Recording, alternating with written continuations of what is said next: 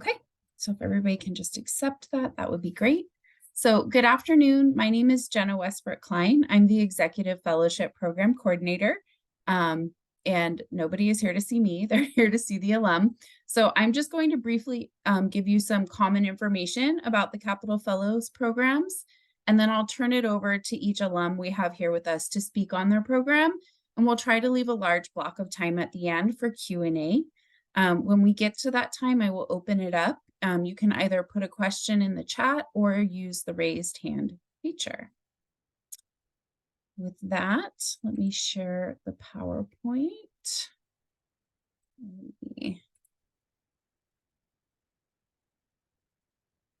Okay. Okay.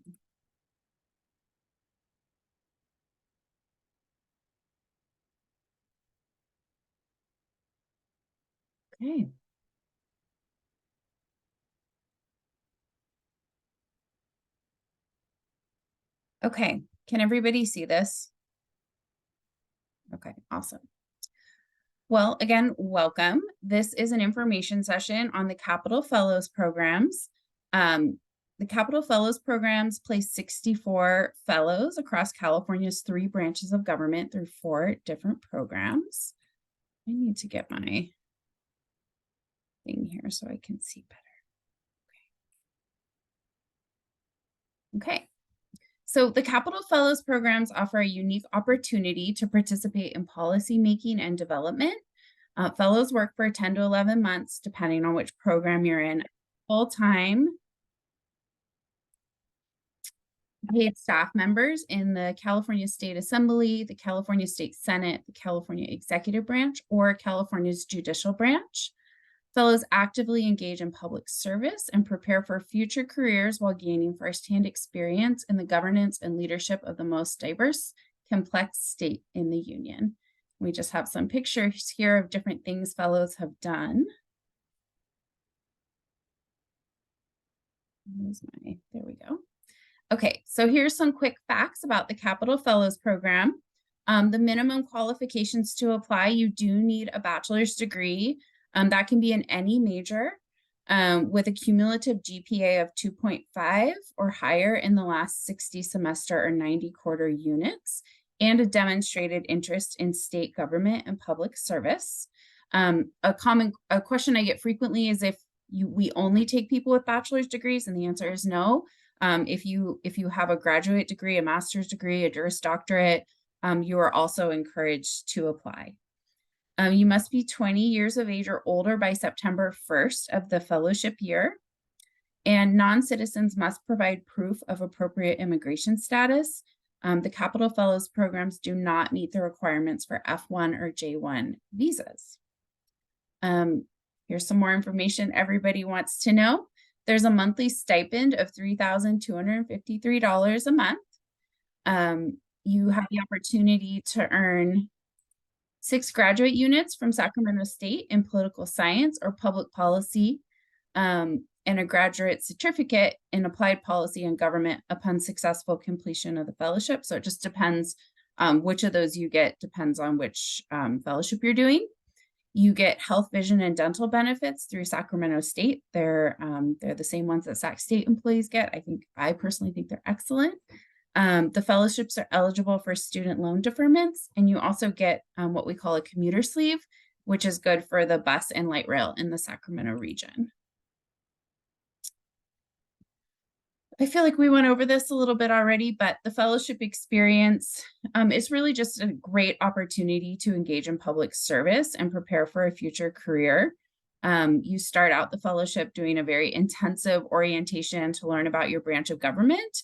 And then it's experiential professional development by working in a member's office or a placement in the executive branch or in a state superior court or judicial council. Another part of the experience is the academic seminar. So you will attend regular academic seminars taught by Sacramento State faculty. Seminar discussions explore topics such as the state budget, civil service, executive leadership, and the relationship of government institutions to the society they serve. It's a great opportunity to meet with your cohort weekly to touch base on what you're doing in your placement, and then also, of course, learning about all these subjects in seminar. All the fellowship assignments are in the Sacramento area, with the exception of the Judicial Fellowship, which offers placements statewide. I do think it's important to say that while there are placements offered statewide in judicial, you're not guaranteed a placement in any one specific geographical area. So you do have to be kind of prepared to go anywhere. Okay, who can apply? Individuals can apply to one or more of the programs that meet their interests and qualifications. Our fellows come from all economic, cultural, career, and education backgrounds, and no previous legislative or political experience is required. We encourage recent graduate, postgraduate, and mid-career professionals. All are welcome to apply. Applicants with any party affiliation are welcome to apply, including Republicans, Democrats, and people affiliated with third parties or no party at all. And of course, you must meet the minimum qualifications to be considered. Here's our application timeline. So applications opened in September. This year, the deadline is December 4th, 2023 at 11:59 p.m. Pacific Standard Time. In late February, early March is when we will be conducting interviews, and you would be notified by email if you were being invited to interview. In late March, you would be notified if you were being offered a place in the fellowship program. And then the programs start in September for judicial and October for the mid-October for the other three programs. Okay, with that, I am going to turn it over to Fabiola to talk to us about the Jesse M. Unruh Assembly Fellowship Program. Hi, everyone. Thank you for being here with all of us today. It's nice to meet everybody. My name is Fabiola Moreno, and I am a recent alum of the Assembly Fellowship Program. I went to San Diego State. I graduated in 2022, and then a few weeks after I was accepted into this program, and I knew that I was going to be moving to Sacramento that fall. So I've been in Sacramento for a year now, and I was placed in the office of Assembly Member Eduardo Garcia. He represents the Imperial and Coachella Valleys. And I was fortunate enough to be able to stay on with the office. So I am officially hired as an employee of the state legislature. And that became official in September. So it's been 2 months now. And so, yeah, the fellowship was an amazing experience. It really is an opportunity for people to get the front row seat, I like to say, in terms of how policy is made and how the budget is passed. There's this legislative process that is written and is in place and has been for a lot of years. And as a fellow, you get to learn about a legislative process. You also get to learn how to staff a member and how to be a part of a member's team, and what really these legislators do for Californians, right? A lot of things that were said during my time was, we are the largest economy, and you really get to see how that plays out during your fellowship working in the Capitol, as well as other stakeholders and sort of their input. So I'll stop there and I'll go ahead and leave my other comments for Q&A.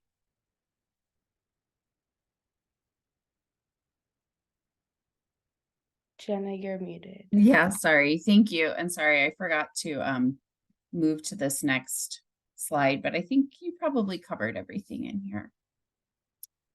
Okay, let's see who's next. California Senate Fellows. Let's pass it to Catherine. Yeah, hi everyone. Happy to be with you as well. I think very similarly to the Assembly Fellowship, the Senate Fellowship also gives you a direct seat to the policy process and going through a legislative session. As a Senate Fellow, you're going to be learning all the basic functions that a legislative aide performs in the office of a senator. For me, I went to UC Berkeley, applied for the program, and was placed in the office of Senator Anthony Portantino, who represents the Burbank, Glendale, Pasadena areas. And so I got a front seat to seeing all the different, issues that he works on. Every senator is a little bit different in terms of the issues they cover, but I think that's what's so great about being part of this program is that you get to explore new areas, and just learn all the basic functions that come with the role, which includes staffing bills, staffing committees, and yeah, just learning more about policy. For me personally, I also got to be involved with communications work, drafting press releases and things like that as well. So you can work on a little bit of everything. And I think that's what's so great about the fellowship. It really gives you the opportunity to explore and find yourself through policy work, and also just give back to your community as well. I think all of us have very unique stories about where we come from and the issues that we've experienced in our lives. And so we definitely need those perspectives in the legislature. And I'll go ahead and stop there. Thanks so much, Catherine.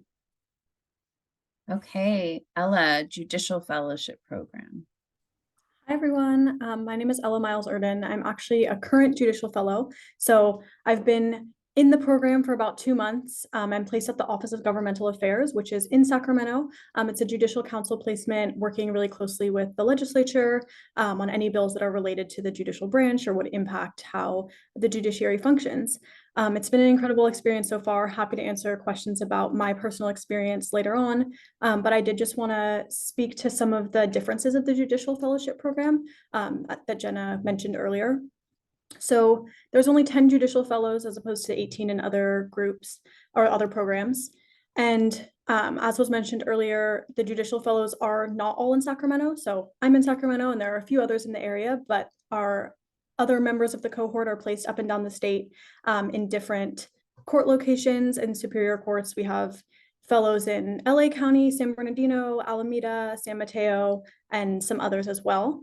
And I think that's a really cool thing about this program because everybody is having such unique experiences and being able to work on the issues that are arising in their courts and the offices that they're working in. And everybody is getting exposure to different problems in the judicial branch or different ways that situations are handled or case flow is managed. And I think it's really great that we get to come together. We actually have our academic seminars once a month. So get to meet up once a month and hear about how different everyone's experiences are and all of the issues that everybody's working on. So that's a little bit about the Judicial Fellowship. We also are on a slightly different schedule. So I've been in the fellowship for 2 months already almost, and it's a 10-month fellowship. Great, thank you so much. Okay, and last but certainly not least, our Executive Fellowship Program. Brittany? Hi, everyone. My name is Brittany Ortiz. I am a recent graduate from San Jose State University, so I'm the product of the CSU system, which I'm really passionate about. I graduated in 2022 with a major in political science, and I started the fellowship program right after that. So I just finished it up, and I am now at an executive agency because I love the executive branch so much. The executive fellowship program was a really unique opportunity. I feel like it is a little bit difficult to describe what we do as fellows because there is such a variety of what you can do in the executive fellowship program. It really just depends on your placement, and executive fellows are placed anywhere from the High-Speed Rail Authority, which was where I was placed, to the Secretary of State's office or even the Attorney General. And there's a few other executive agencies. A lot of executive agencies apply for a fellow. So there's a variety of issue areas that it touches on. But I think the most unique aspect of the executive fellowship is that you kind of get to touch on different aspects of the policy that you're impacting. For me, I was placed in an office where communications was the focus. So I got to work firsthand with the director of communications, which was really interesting. There's other fellows who are placed with the legislative director of each office. So they kind of get to see a little bit of insight into the legislative process, but from the executive agency perspective.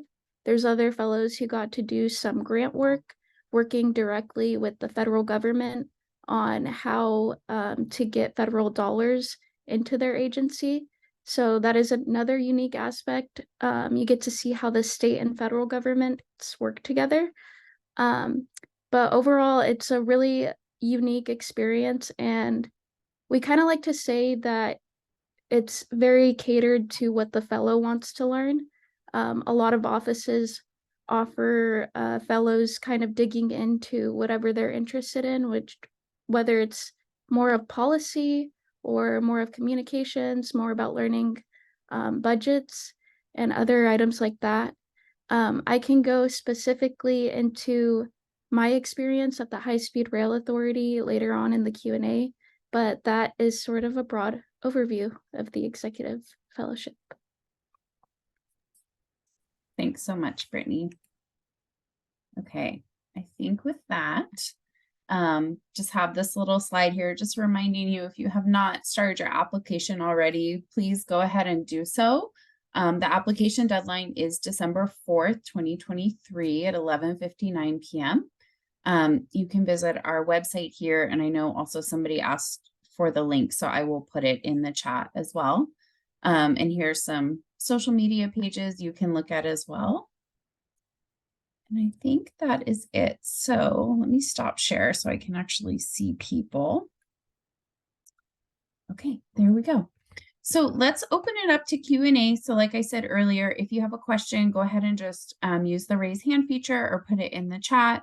And we will answer your questions to the best of our ability or get back to you.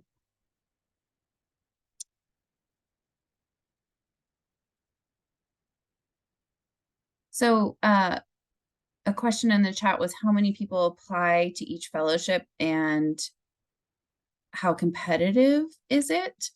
So the fellowships are nationally acclaimed programs. They are very competitive.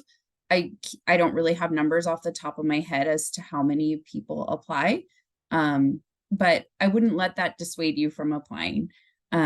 I think all the fellows here can probably speak to the diversity of our programs, and that we're not looking for a cookie cutter perfect candidate. We're looking for people who are passionate about public service, and are looking for the professional growth that this program applies. So please, if you're interested, apply because you're interested, and don't self-select yourself out because you don't think you're going to get in.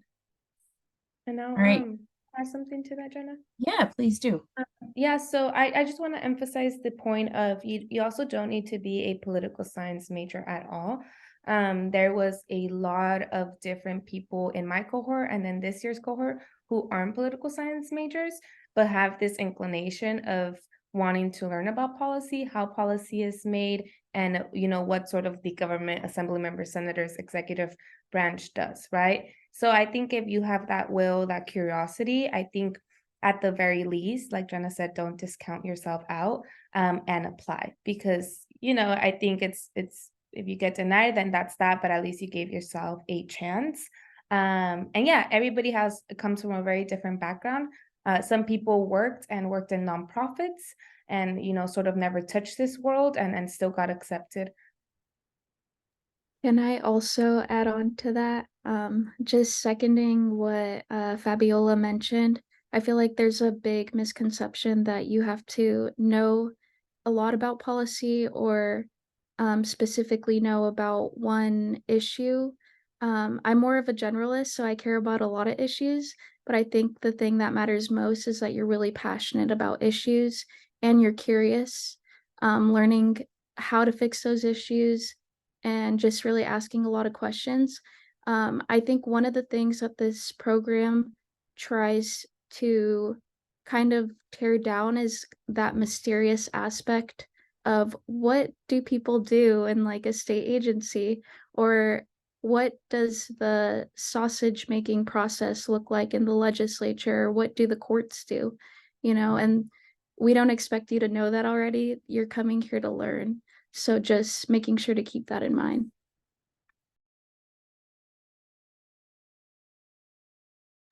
Okay, Mike, do you want to go ahead and unmute and ask your question? Yeah, sure. Hi, everybody. Thanks for taking the time to set up this call and walk us through the experiences you've been having. I'm coming from a more of a mid-career professional perspective. So I've been in the workforce for about a decade. My degree was in political science. I always thought I'd pivot back to government at some point sooner than this, but I've just been so entrenched in industry that the opportunity hasn't come up yet. But I'm really interested in applying for this program and maybe using this to learn a little bit more and start that next phase of my career. So I'm wondering if you could explain a little bit more about how other mid-career professionals have found their experience, how they fit in, and what they've liked about it.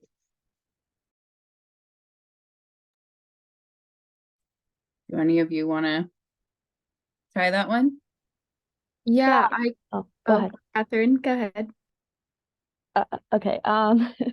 Sorry. Yeah, I think this program is really great for kind of people who are in that stage of their lives wanting to, look for their next way to get into the policy side of things. I think speaking from personal experience, I came from, directly graduating college.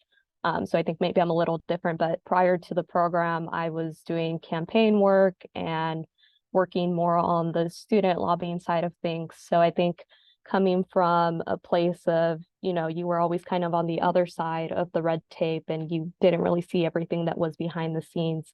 And then coming into this program and getting to have kind of like that direct chair at the table is a really was a really great transition. And so I think a lot of, mid-career professionals who are looking for kind of that step, I think this is a great program for you to apply. And sometimes those individuals are even in a better place as well because you've already had past work experience that you can apply to the legislature. And I think that's definitely important to bring, and that's experience you can bring into the legislature as well. Now, pass it to Brittany. Yeah, just adding on to it, similar to Catherine, I am a recent graduate, but I know a few fellows that actually have done their master's degree and some that even did their law degree, and they were not interested in pursuing being like an attorney or going to med school in some cases. So they actually decided to apply to the fellowship program because they wanted a career pivot. So there have been some folks that have done that. And I feel like you even bring a valuable perspective in that, and that you already have all of this experience and it could translate really well into the work that you're doing. So thank you for sharing that, Mike. Yeah, thank you both for your perspectives. I also just wanted to quickly add that there are multiple people in my judicial fellow cohort that have had extensive career experience in something entirely different prior to this program and now are in it. So it's definitely not uncommon at all. And I think just going off of what Brittany and Catherine were saying, that like the connections that you get through this program and the people that you get to interact with, I think are a really great beginning point for a career change or a new career or whatever it is. And I think that as they were saying as well, like past work experience can really be an asset for you in this program, and demonstrating interest in like certain issues or certain areas, coming in with that background knowledge can really support you in hitting the ground running as well when the program gets started. Yeah, and I'll just add to that, and apologies, I was a little distracted trying to address some things in the chat. So if somebody already said this, please forgive me. But for mid-career professionals, I think it's really important to remember that this opportunity is such a great launching point for people that are fresh out of college, but also mid-career, because you get put in a high level. You get put in a place that you would not get put if you were doing an entry-level job.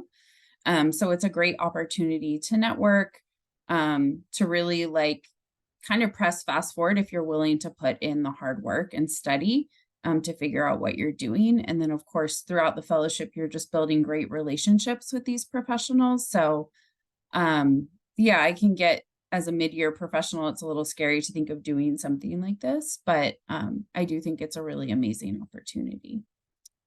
All right, William.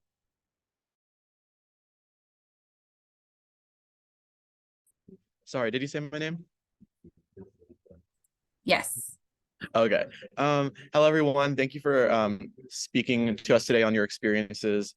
I was wondering what the process was like for selecting where you worked, whether that be which court you worked for or which legislator, and how that went, and also what kind of research did you do in order to find out where you wanted to work and what that process was like as well.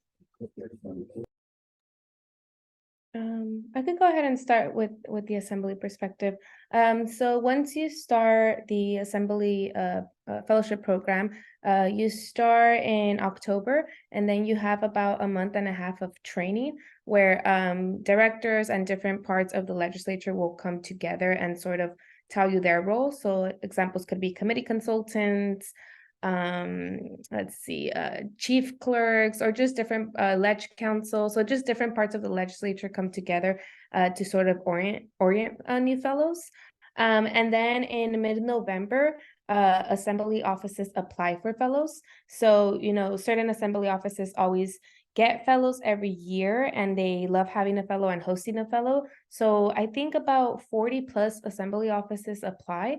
And then you get all of that information, you go through that information. And for me, some of sort of my requirements in terms of like who I was gonna potentially work for was the district that they serve, so who the constituents were, and sort of what the priorities for the member and the office have always been. Other people also, you know, sort of have the requirement of whether or not it's a seasoned member. So if it's a member that has been there for 2 years or a member that has been there for 6+ years.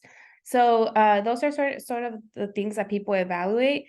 For me, I think the most important part, or the thing that I sort of put as number one, was also mentorship. I get, you know, this experience is very unique because you get to choose your working environment and your workplace, and like who your bosses are going to be, right? So you interview the offices as much as the offices are interviewing fellows. And that I think to me is such a highlight, because I don't think in any other industry or sort of like job you get to choose where you will work, right? And sort of get that experience. So that happens mid-November. You interview with the offices that you select out of all of the offices that apply. Fellows usually range from like 15 to 17 interviews in a week span. So you get to go through all of those interviews. And I mean, that in itself is a fascinating process too, because you do 15 interviews and you meet a whole lot of people, which is also something very unique about the program. It's like you're meeting all of these individuals from all of these different offices. And not a lot of people get to do that as just sort of coming into the building, if that makes sense. You then interview with all of these offices, and you rank these offices as, you know, who you'd like to be placed with. And then the offices do the same for the fellows. And ultimately, the program director decides who you get placed with. So for my experience, my office chose me as the fellow that they wanted, and I chose my office as the office that I wanted. So it was very complimentary. And I think I'll stop there because I hope that answered your question. Yeah, and I think I'll just add on as well. I think the process is very similar for the Senate. We don't have, I think, as many offices to interview with because there's less senators than there are assembly members. But I think it's pretty much the same in terms of, you know, you interview with about 15 plus offices over the span of a week or a week and a half. And I think I'll just add on to Fabi's comment about how her office compliments her by saying every office really has its own culture, and it's really just interesting and fun to see, you know, how each office is different. I think we tend to generalize, you know, the Senate, but every senator is very unique in their own way, has their own issues that, you know, they've worked on, that they're known for. And so I think it's a really fun process to get to know every single office for who they are. And every fellow, I think, you know, finds the office that they feel they fit best in. And usually when you're placed, it's, you know, the office that was deemed the best fit for you and that you fit really well in. And I think speaking for those of us who are still in those offices, I think that just speaks to how the process works really well. So.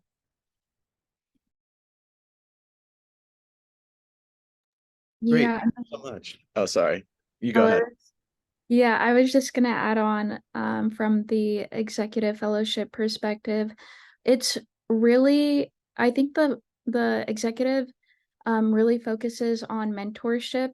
I know that the program director makes the executive agencies who want a fellow go through an application process, just like how we had to do an application process. And that's really intentional, and that the executive program really wants to make sure that offices have the capacity to be willing to be that sort of mentor to a fellow. And at the same time, I think it's really unique because your mentor in the executive fellowship is going to be an executive. So they're either an appointee by the governor, or they're at an executive level where you're going to be in high level meetings with them. And something that helped me choose where I wanted to be placed was it's during those interviews, those extensive 15 interviews within a span of 3 days that we have to do with different agencies to sort of see whether we're a good fit with them. They're more of a get to know you interview, so I think of them as speed dating. And it's sort of to see if you really vibe with the mentor and the office as a whole, because that person that you're paired with is going to be the person who is guiding you and ultimately teaching you how to become a leader, because that's where they are in the executive branch. I can talk about the judicial fellowship process quickly because it is a little different. So once you're invited for an interview after you submit your application with the judicial fellowship, you receive this big detailed packet with information about all of the different courts and judicial council offices that are interested in having a fellow for the next year. And that information, or that packet, has information about who you would be working directly with as your mentor, what kind of projects they have ongoing, what past fellows have worked on, the remote work availability versus in person. All of that information is detailed in the packet, and then you rank all of the different options, and then during your interview, the panel will discuss that with you, the options that you ranked, and you can explain to them why you're most interested in the first, second, and third choices that you ranked. And then once you're accepted to the program, there's no more interviews and you just start in your placement.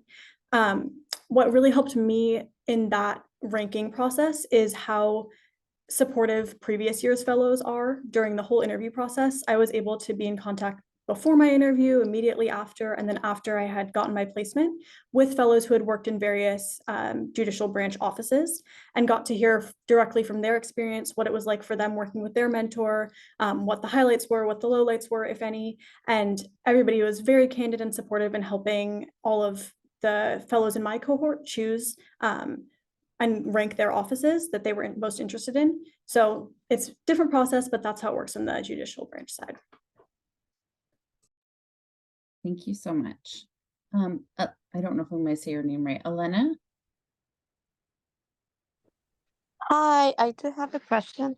It's similar to Mike. One of them is basically, let's say if you're interested and you want to apply for all three of them, all three fellowships, are you able to do that? Or is it kind of like you just recommend doing one that you like the most?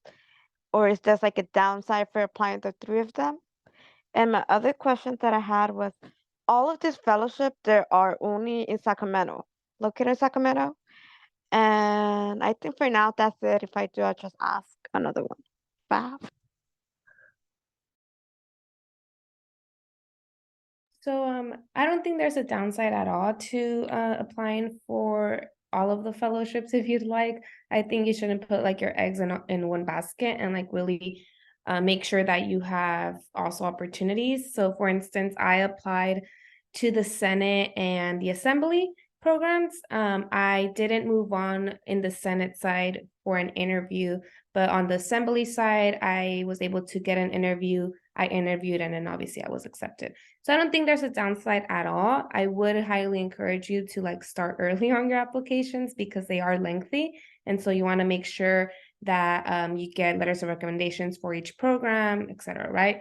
And then no, the judicial program is located in different parts of the state based on where the court is and where your placement is. The executive, the Senate, and the Assembly are the ones that are placed in Sacramento. I hope that answers your question. Yeah, I'll just add by saying, I think applying to more than one can only increase your chances. I personally applied to 3, and so I think it's just more of a chance that you have to get into at least one of the fellowships.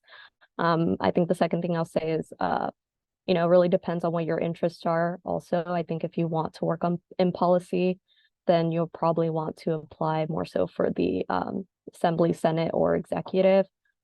If you're interested in going to potentially law school or going into a law-oriented career, I think the judicial one would be maybe more oriented toward you. So it just depends. Yeah, I absolutely agree with Catherine and Fabiola. I applied to the Assembly and the executive, and that was because I had a little bit of experience in the Senate side when I was an intern in my undergrad. So I wanted to try something new, and I went through the interview processes for both of them. I actually got waitlisted for the Assembly and accepted into the executive, which can happen. And I will say that if you're waitlisted, you kind of have to weigh whether you want to accept the waitlist. But if you accept the waitlist and get accepted into another program, you cannot accept the other program. So I kind of had to make that decision on what I wanted to do. So those are just some things to keep in mind. And I put, Oh, go ahead. oh, sorry. I put this in the chat too, but just to add on to what the fellows said, that yes, you can apply for one or more fellowships. I would say as somebody who works for the program, you of course want to have a genuine interest in the program you're applying for. I would not apply to multiple programs just as sort of like a insurance policy, because at the end of the day, these fellowships are, it's a lot of hard work. So you're going to want to really have an absolute interest in where you want to be. And in terms of the application, you know, I don't think there's any downside, but I would say don't try to make your application to one program work for another. They're each unique in their own way, and your application should reflect that. Yeah, I remember my other question that I had. So basically, just a little background. Right now, I'm working for a nonprofit with AmeriCorps. And I'm thinking of working with them maybe 2 years. So I'm gonna be a recent graduate this fall and planning to apply for law school, like, I don't know, like 2025, 2026.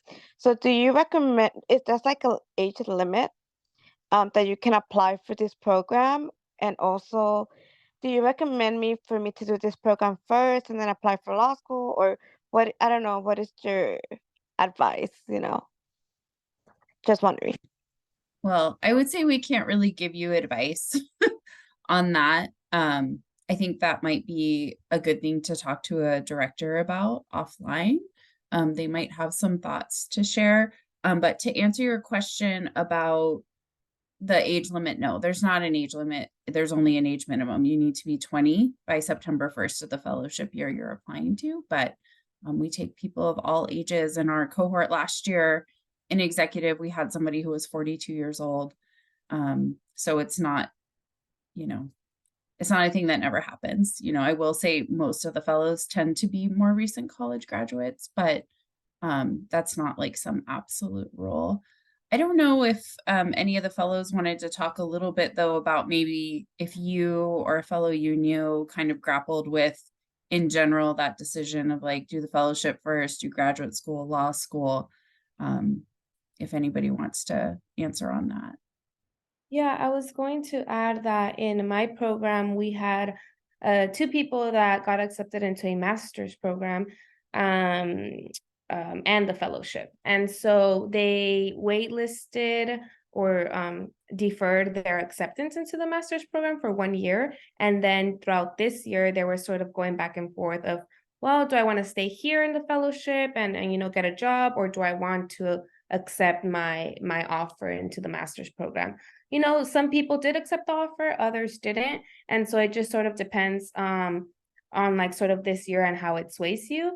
You know, similarly, I know some people that applied to law school during the fellowship and then have now begun law school. And then I don't know, there's just so many different pathways. Just because you get into the program doesn't mean that now you have a job in Sacramento, or now you have to stay in Sacramento, right? You could do the program for 1 year and then go back to school or go and work somewhere else. There's just so many different pathways, but I think that this program opens up the doors for so many opportunities, and for you to realize, oh wow, maybe I don't want to go to law school. Maybe I want to work for an agency. Maybe I really like that. So it just sort of gives you an opportunity to like explore so many different career options before heading right into a law degree or a master's program. Yeah, I think the other thing I'll add is you don't necessarily have to do one or the other two in the long run. Like my fellowship year, I was thinking about grad school.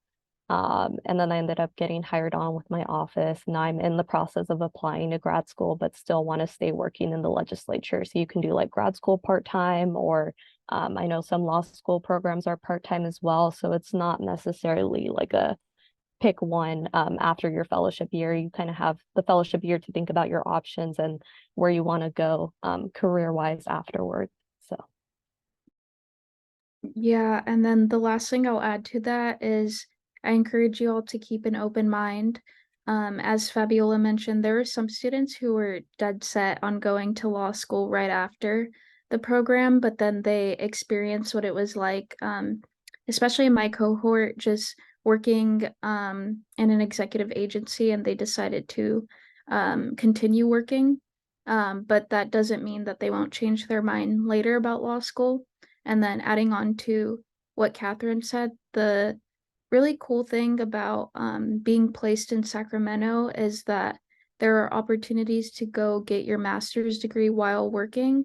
And you could do that here in Sacramento. There's like a few schools that offer a master's in public policy or public administration that keep in mind that you're a working professional. So they do that part-time thing. So that's also an option.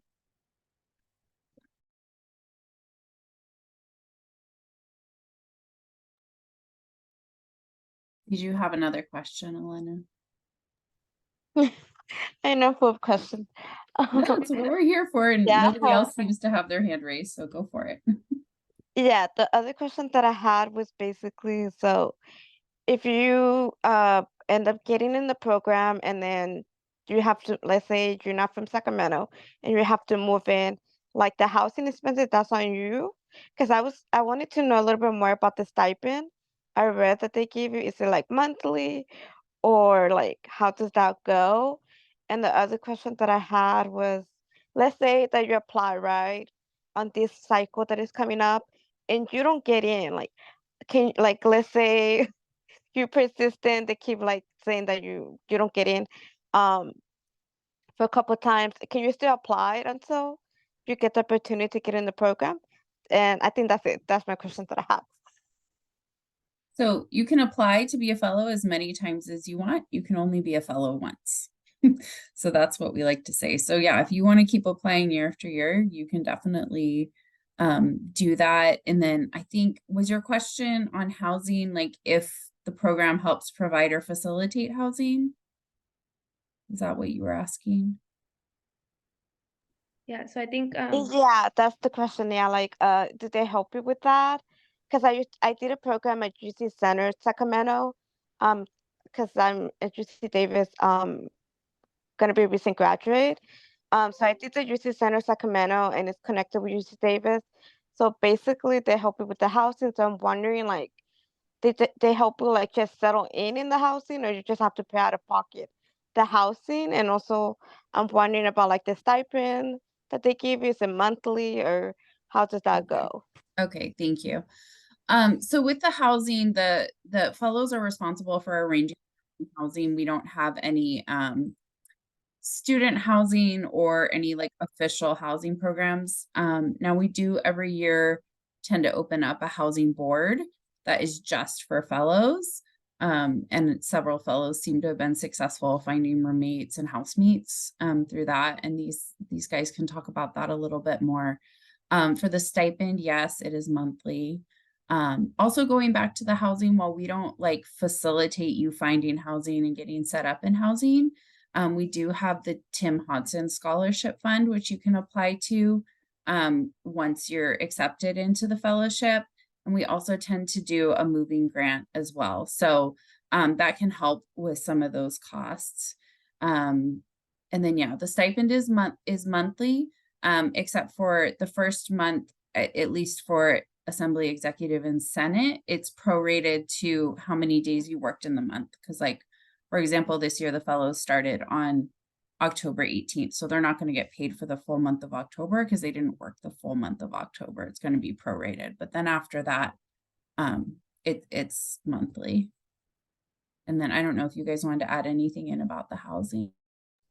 Yeah, I'll just say that I just moved to Sacramento for this fellowship and found the process to be very simple and easy. I think that the housing board was helpful. I think that the moving stipend was helpful. And also my program director was very kind and supportive in helping me find a place, like an area to live in, because I had never been to Sacramento before and was unfamiliar with it.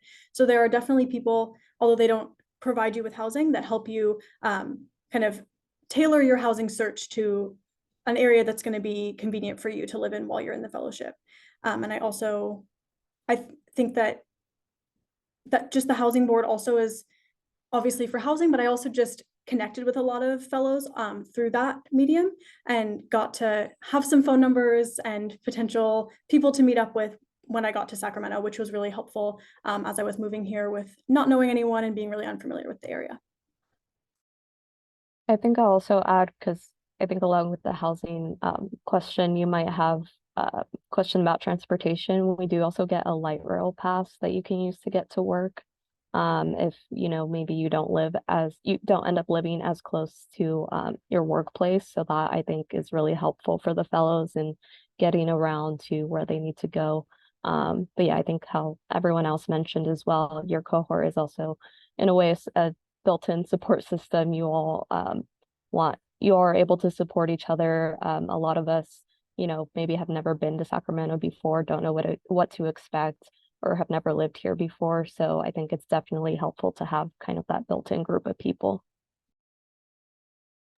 And then I could also add on, the housing board really helped. I am currently roommates with a former Senate fellow, and I also come from the Bay Area, which housing prices are crazy over there. So I will say, like, coming to Sacramento, it was more doable, especially on the stipend. I know that sometimes the stipend can kind of be a reason why maybe fellows don't want to apply to the fellowship program, though it is very doable. I feel like I never felt personally like I was struggling or anything like that. And then I will also say, this fellowship program does launch you years ahead into your career. The fellowship program comes with a lot of prestige, especially in the Sacramento area. So I definitely feel like it was worth it. You're exposed to so many high-level people, and sort of employers know how competitive the program is.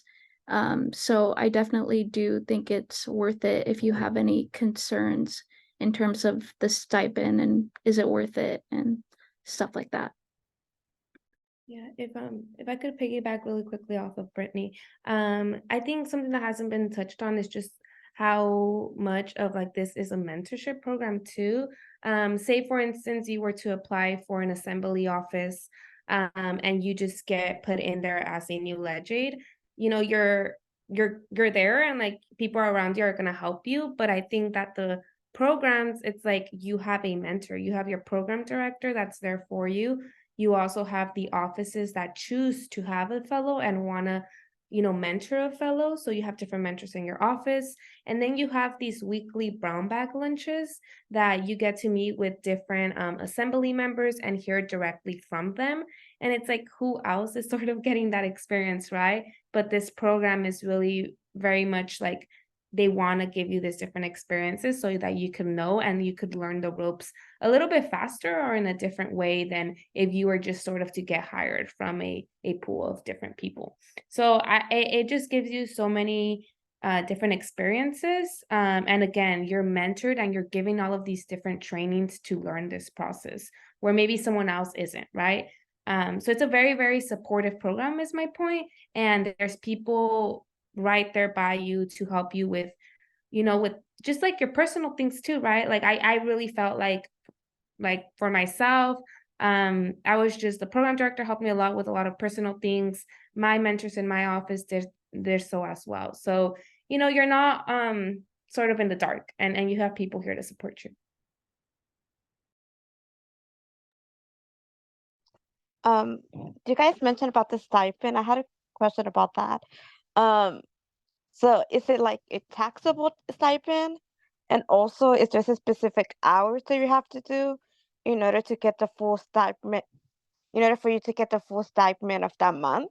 I'm only asking because the nonprofit that I do right now, they give you like stipend every kind of bi-weekly, but it is taxable, and you have to do like a specific amount of hours in order for you to get those bi-weekly living stipends. So I'm just wondering, like, how does the stipend works in this program? Right. So the stipend is more like a salary, a monthly salary that is taxed. So fellows are both employees and students of Sacramento State. So essentially during the fellowship, you are an employee of Sacramento State, and then the program, so Sacramento State is paying you, but the program is placing you in these placement offices. As far as hours, fellows are full-time employees. They're expected to work from 8 a.m. to 5 p.m. And be available during those times. I think the fellows could speak a little more to their specific placements and what the hours were like, because I'm most familiar with executive, and I think in the legislature it might vary by season. So I don't know if maybe Catherine or Fabi wants to talk about that a little bit. Yeah, so hours, yeah, you are sort of like a full employee, so it's very much 9 to 5. Of course, if you know you have a doctor's appointment or have to take off time for whatever reason, personal reasons, I think that this year, at least for me, I was able to do that without, you know, sort of getting a deduction or worrying about a deduction in my check. For hours, this in the assembly, right, in the legislature, it ebbs and flows and there's seasons. So January through April, it's going to be a very, very busy season, specifically April, because of where we are in the legislative process. In July, there's something called summer recess, where members are able to go back to their district, and things in the legislative process are a little bit slower. So summer will be a little bit slow, and then it picks up a lot in August and September. And then October through December, we are in what's called interim recess, where again, members go back to their district, the legislative process has adjourned, bills have probably been passed, etc. So that's something that's really cool about this job, that it's like I know which seasons of sort of the year I'll be more busy and less able to focus on other things, and certain parts of the year, like right now, I am less busy and I'm able to go back home and visit my family and do things like this. So that's something very unique about the program. When I say busy seasons, I do mean it. It's very much you go in at 9 and you're out of there at 7 p.m. And of course, no one really demands you or forces you to stay in the office, but it's sort of like you are working and you have work to get done. And so I also want to be very honest about that, right? Like, the 9 to 5 world sometimes is not very much 9 to 5, and sort of, you know, goes on to the afternoon sometimes.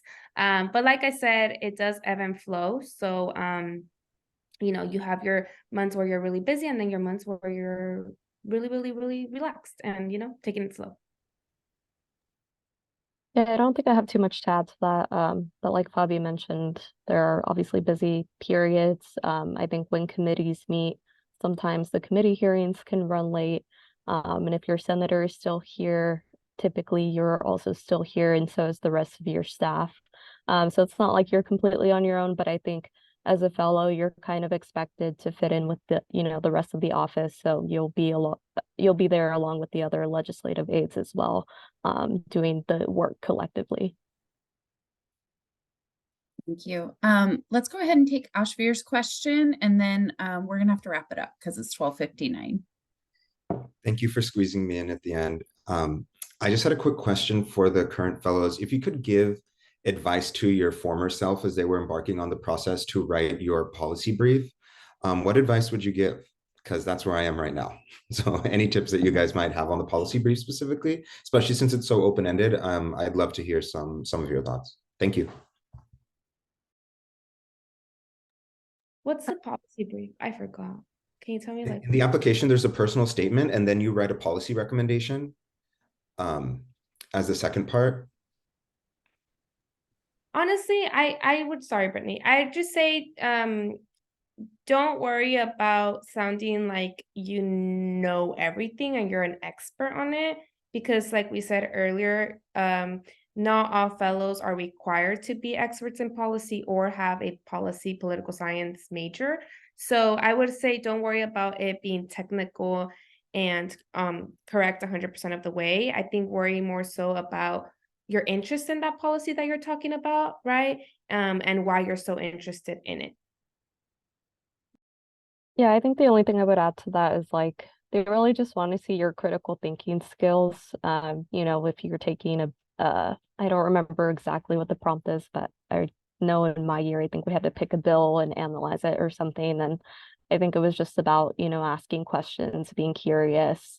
So yeah, just really using your critical thinking and analytical skills while looking at policy. I think that's what they want to see. And I think it's everything that you know, you already do in college, using those same exact research skills when looking at a problem. So Yeah, and then I could just add on to, I know it could be a little intimidating, especially for those who maybe don't have a policy background.